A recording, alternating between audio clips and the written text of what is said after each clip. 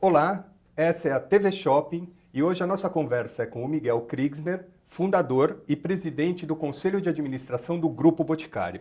Tudo bem, Miguel? Tudo e você, Cláudio? Tudo ótimo. Miguel, estamos num ano de celebração, 35 anos do Boticário. Como é que começou essa história e como ela se desenvolveu? A partir de uma farmácia de manipulação, você transformou a empresa, a princípio o Boticário, numa rede de mais de 3.800 pontos de venda e ainda consolidou o grupo com outras unidades de negócios. Veja, foi uma trajetória realmente vibrante, quando me dou conta, assim, com a velocidade que isso aconteceu, fico até admirado. Mas foram anos de muito trabalho, um trabalho muito intenso, desde a farmácia até um crescimento vertiginoso, né? Em que acredito que hoje, na hora que a gente vê essa história toda, começo a perceber assim que ela tem uma sincronicidade, as coisas foram acontecendo e hoje posso ter uma ideia do conjunto da obra assim e dizer, sabe, acho que cada coisa foi acontecendo no seu tempo. Nunca é por acaso, né? Mas como foi a ideia de abrir a farmácia primeiro, Miguel? Por que você abriu uma farmácia? Na verdade, eu abri uma farmácia porque eu me formei em farmácia bioquímica e te confesso que eu não sabia o que eu realmente peguei o canudo, né? Saí da faculdade e não sabia se eu ia para a esquerda ou para a direita. Mas desde o início eu queria fazer alguma coisa totalmente diferenciada dentro tanto da concorrência como das atividades que normalmente quem faz um curso de farmácia e bioquímica tem, como laboratório de análises clínicas, ou trabalhar numa indústria, ou, enfim, trabalhar numa indústria até alimentícia. Desde o início eu queria fazer alguma coisa própria, nem que ela fosse muito pequena, mas que ela tivesse algum diferencial competitivo. E você tem ideia, mais ou menos, por exemplo, comparativamente com hoje, qual teria sido o investimento naquela época e qual foi o seu primeiro produto, aquele produto que você fez e falou, puxa, esse é um produto meu? Veja, na realidade esse valor eu guardo muito bem na lembrança porque na época foram US$ 3.000, alguma coisa que não sei o que daria hoje, talvez uns 6 ou 20 7 mil reais. ou mais, né? Nós estamos falando de 35 anos atrás. Ah, Mas é alguma coisa equivalente talvez a uns US$ 20.000, alguma coisa como R$ 40.000 hoje. E dinheiro esse que eu acabei emprestando de um tio meu que eu realmente não tinha essa possibilidade. E, na verdade, no início era apenas a farmácia que fazia produtos manipulados, principalmente orientados para a classe médica, mais voltado para a dermatologia. Foi aí que nasce o Boticário, tá?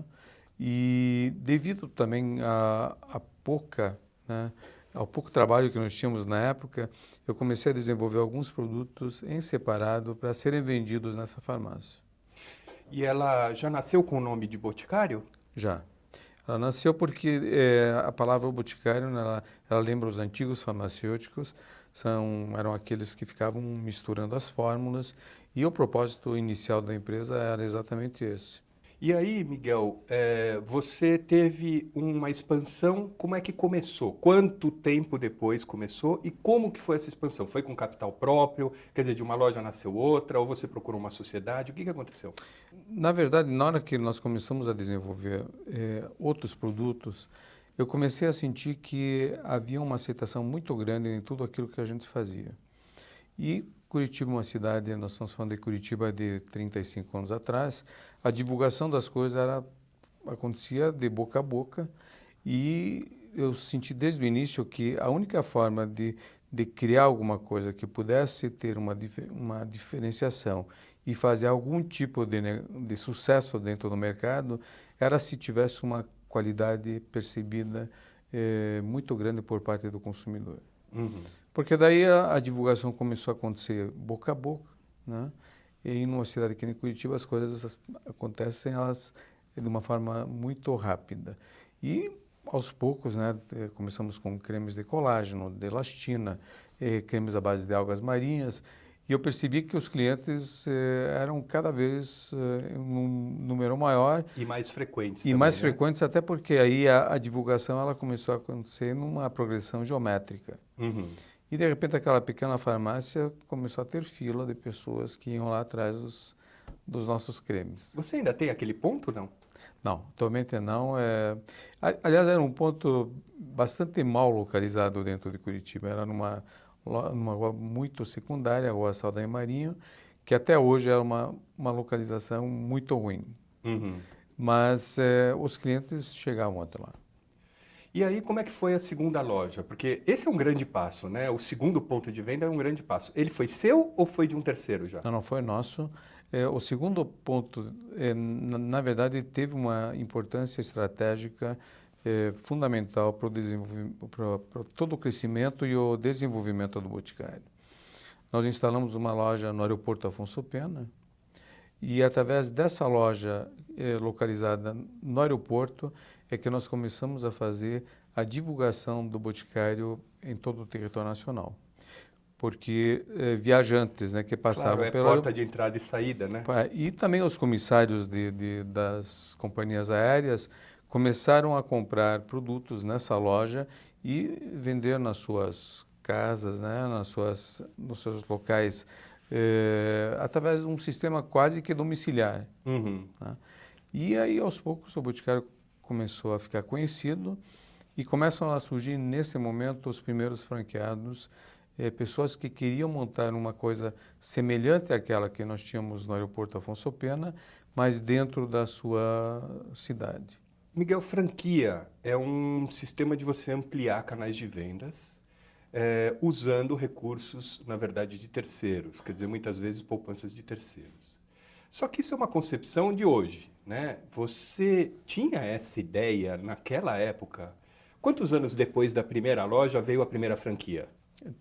3 anos depois. Então, quer dizer, nós estamos falando de 32 anos atrás. Há 32 anos atrás, você enxergou a possibilidade dessa ampliação para tantos mil pontos de vendas por meio desse canal de ampliação? Sinceramente, não. Mas, na verdade, acabei optando por esse canal de distribuição, porque quais seriam os outros canais pelos quais a gente poderia iniciar uma distribuição? Ou era através de um sistema domiciliar, porta a porta, que não havia um interesse nisso, ou através do mercado aberto, que era extremamente competitivo. E você imagina, sair de uma farmácia de Curitiba para vender isso a nível nacional e competir com perfumes estrangeiros, era realmente muito difícil. Então, acabamos optando pelo sistema de franquia, porque eu vi aí um sistema muito interessante de alavancagem do nosso negócio através de capital de terceiros, contanto que houvesse que essa relação com esses franqueados ela fosse de uma forma harmônica, né, perfeitamente equilibrada, onde a relação tinha que ser de ganha e ganha. Uhum. Porque o sucesso do sistema de franquia ele está exatamente aí. Me surpreendeu saber que a sua segunda loja já foi num shopping, porque um aeroporto é um shopping, eles chamam até de aeroshopping, né? Como é a relação do Boticário com os shopping centers? Vale também essa situação de ganha-ganha? É mais difícil? Como que é? Nós temos hoje aproximadamente 550 ou 570 lojas das 3.500 dentro de shopping centers. Então, a grande maioria das lojas hoje elas estão localizadas ainda em ruas, até porque nós estamos considerando cidades de interior também, onde você não tem, em muitas oportunidades, um shopping center. A relação ela é sempre difícil com um shopping center, infelizmente, né? Porque os custos são muito elevados e acredito que a questão de parceria com muitos grupos de shopping centers é muito difícil de tratarmos, né? Alguns não, mas existem grupos muito complicados que veem no lojista apenas alguém que está ali, você não pode ficar sensível muito ao problema do teu lojista e muitas vezes eu acho que essa relação de ganha e ganha, ela passa por um lado de ter uma aproximação maior com o lojista e procurar entender também às vezes, os problemas dele. Tá? Confesso que é uma situação difícil, que nós tivemos um shopping center em Curitiba, e onde fiquei também muito próximo aos lojistas, e às vezes tem que fazer o papel de um divã de analista. Né? Uhum. Mas acredito que nem ser um analista, mas também não ser alguém totalmente distante, onde às vezes o lojista tem uma dificuldade enorme de chegar num superintendente de shopping center e discutir os problemas dele. Então, é uma relação às vezes muito desequilibrada, eu diria. Por outro lado, vocês têm 500 lojas em shopping centers e os shopping centers no Brasil são mais ou menos 500 e poucos, né? Pelo menos pela classificação da Sim. Abrace, não são nem tantos. É importante, então, ter presença em shopping center para consolidação de marca. Com certeza é importante. Né? Até porque eu acredito que o shopping center ele vem suprir uma necessidade muito grande nas cidades, que é a questão de segurança, a questão do conforto de você ter tudo ali. Né? Hoje em dia a gente vive num mundo muito onde a velocidade das coisas acontecem de uma forma muito rápida e você precisa em uma hora e meia, às vezes resolver 3, 4 situações, e inclusive passar na área da alimentação para comer alguma coisa. Então, eu acredito que o shopping center é sem dúvida, acho que faz parte do varejo e como empreendimento que acaba suprindo a necessidade em vários aspectos do seu consumidor. Agora, para a gente terminar, Miguel, eu queria saber o seguinte: você disse que há 35 anos atrás você não vislumbrava a posição que você se encontra hoje. Eu queria saber agora que você já tem uma outra visão de negócio, que você já tem uma outra vivência, a empresa já é uma empresa realmente importante dentro do segmento.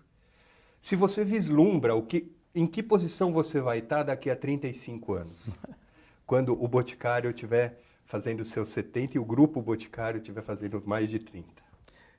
Olha, o que eu aprendi nessa caminhada toda é que dificilmente se consegue vislumbrar um futuro de tão longo prazo. Até porque os movimentos que existem, econômicos, sociais, eles estão fazendo com que as mudanças de comportamento, as mudanças que venham acontecendo de uma forma muito rápida, talvez não permitam você ter uma visão de 35 anos.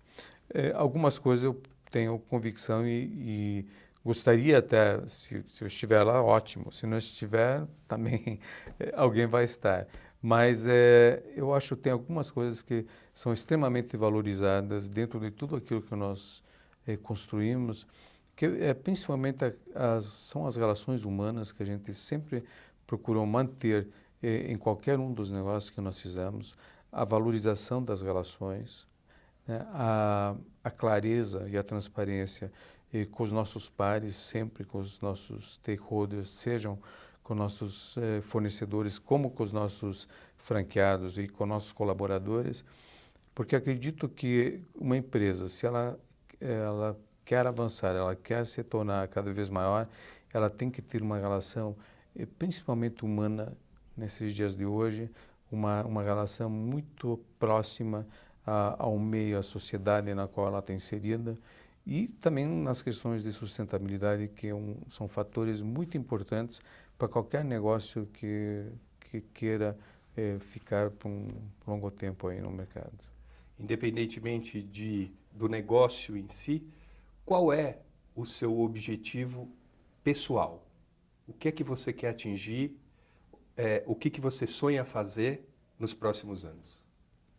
Veja, eu sempre penso nisso e, na verdade, eu acho que eu gostaria de deixar, né, daqui uns 150 anos, mais ou menos, um legado e alguma coisa bacana que foi construída, alguma coisa que dá uma demonstração que, num país como o Brasil, as coisas são possíveis.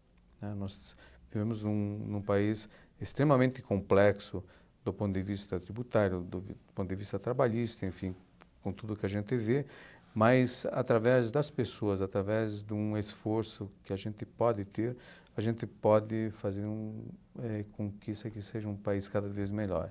Então pode parecer um lado muito patriótico, mas realmente eu amo esse país aqui e quero que realmente o Brasil seja, não apenas na área cosmética, mas que seja um exemplo de um empresariado saudável, de pessoas envolvidas, enfim, criando valor, não apenas no negócio, mas em todas as relações que a gente puder estar presente. Miguel, obrigado pela entrevista. Também, obrigado.